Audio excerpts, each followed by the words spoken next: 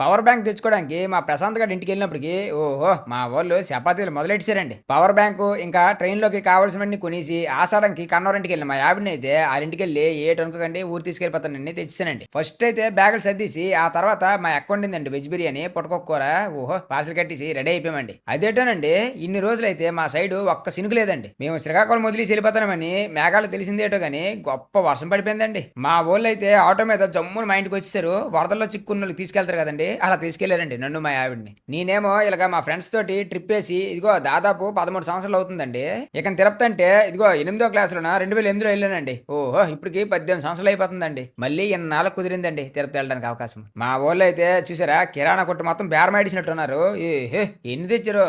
ఎక్కినప్పటి నుంచి మెక్కుతూనే ఉన్నారండి. నేనేమో ఎక్కువ తినలేను ఊరుకోలేను. తిండిదేముందిలే కానీ ఇదిగోండి మా వాళ్ళతో ట్రిప్ వేసి ఓహే చాలా సంవత్సరాలు అవుతుంది కదా, ఎలాగవుద్ది ఏటో ట్రిప్ అని గొప్ప ఎక్సైట్మెంట్గా ఉందండి. ఏ అడ్డు ఆటంకం లేకుండా ఈ ట్రిప్ మంచిగా అయిపోవాలని ఆ దేవుడిని కోరుకుంటానండి.